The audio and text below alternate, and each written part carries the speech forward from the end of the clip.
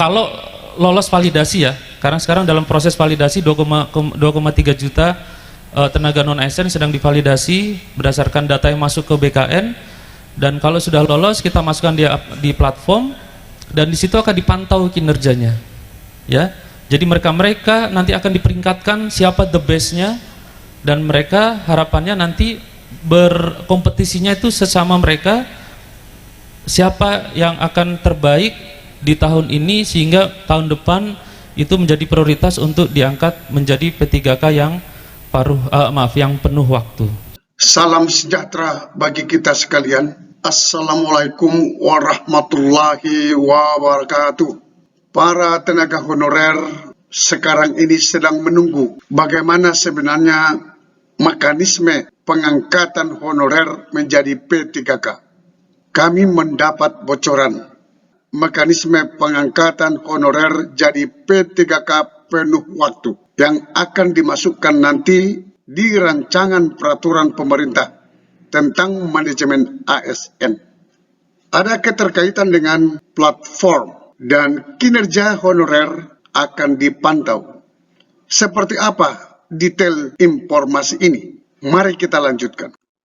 Undang-Undang Nomor 20 Tahun 2023 tentang ASN di pasal 66 yang berbunyi pegawai non-ASN atau nama lainnya wajib diselesaikan penataannya paling lambat Desember 2024. Dan sejak undang-undang ini mulai berlaku, instansi pemerintah dilarang mengangkat pegawai non-ASN atau nama lainnya selain pegawai ASN.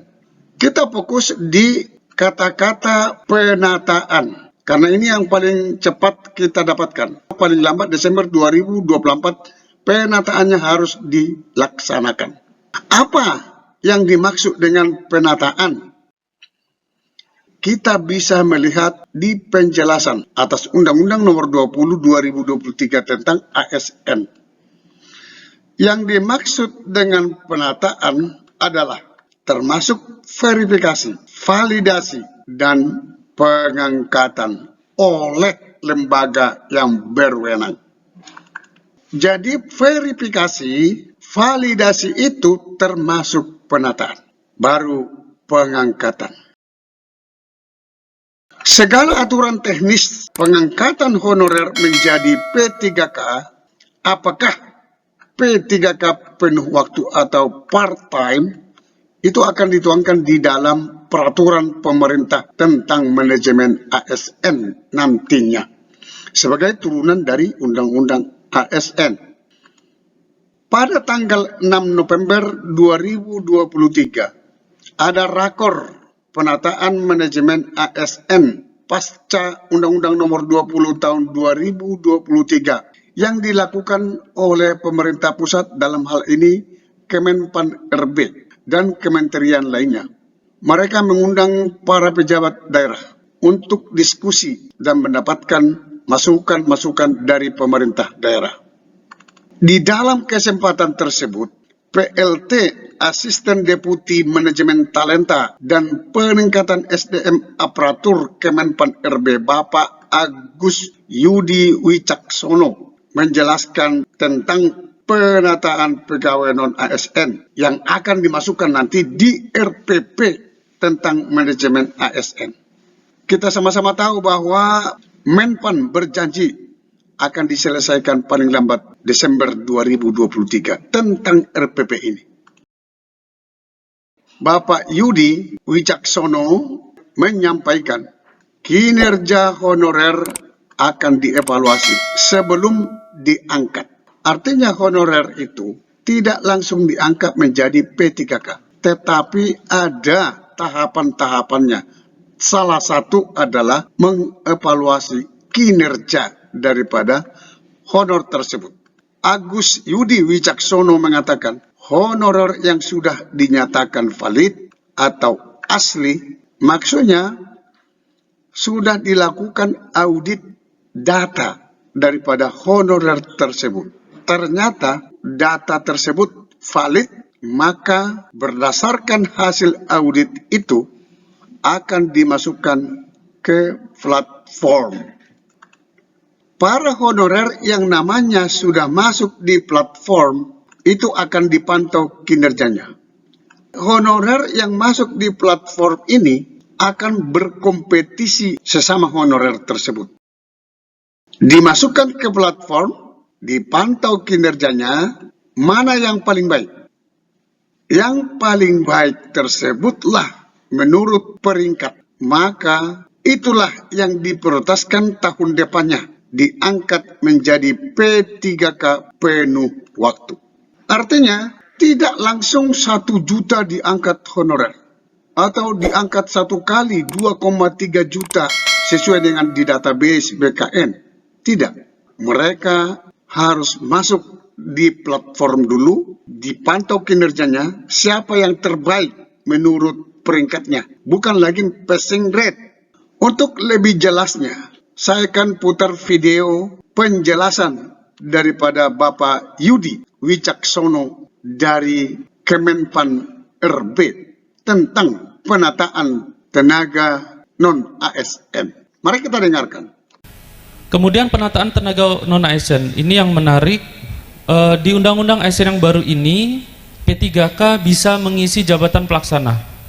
Ya, kalau dulu P3K hanya bisa mengisi jabatan fungsional, bahkan saat ini P3K sudah bisa mengisi jabatan pimpinan tinggi pratama tertentu dengan prioritas pada instansi pusat tertentu.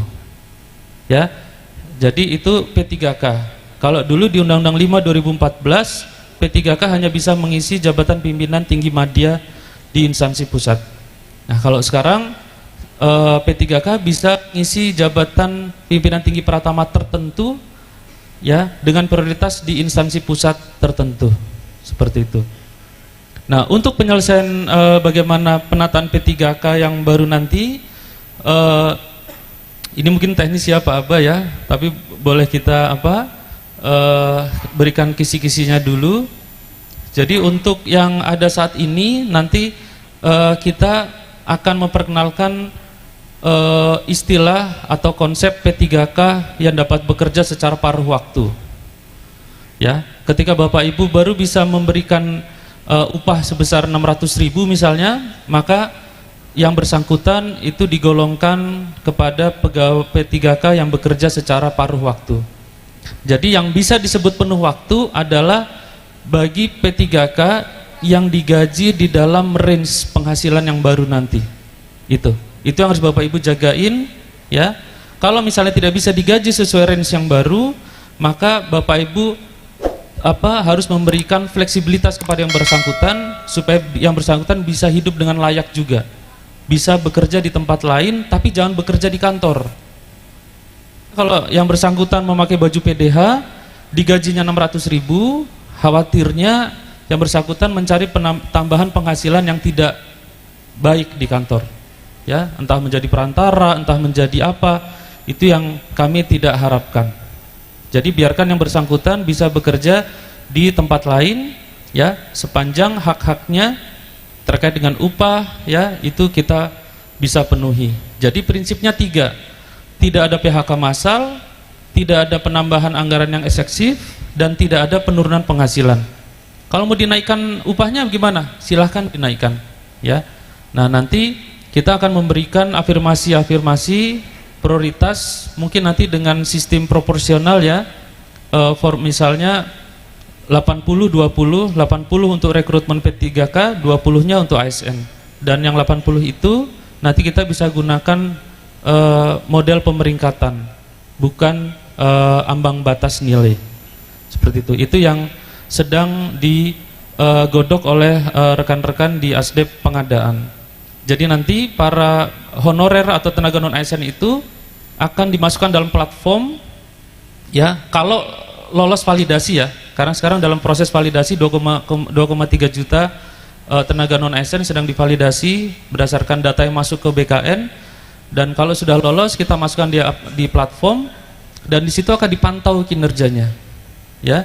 Jadi mereka nanti akan diperingkatkan siapa the best-nya, dan mereka harapannya nanti berkompetisinya itu sesama mereka, siapa yang akan terbaik di tahun ini sehingga tahun depan itu menjadi prioritas untuk diangkat menjadi P3K yang yang penuh waktu, seperti itu. Jadi istilah paruh waktu, penuh waktu itu tidak diatur di dalam undang-undang kesepakatan bersama DPR, tapi diatur nanti dalam RPP manajemen ASN. Sampai ketemu pada video berikutnya di channel ini. Jangan lupa dukung terus channel ini dengan cara klik subscribe, like, dan loncengnya. Semoga bermanfaat. Wassalamualaikum warahmatullahi wabarakatuh. Shalom.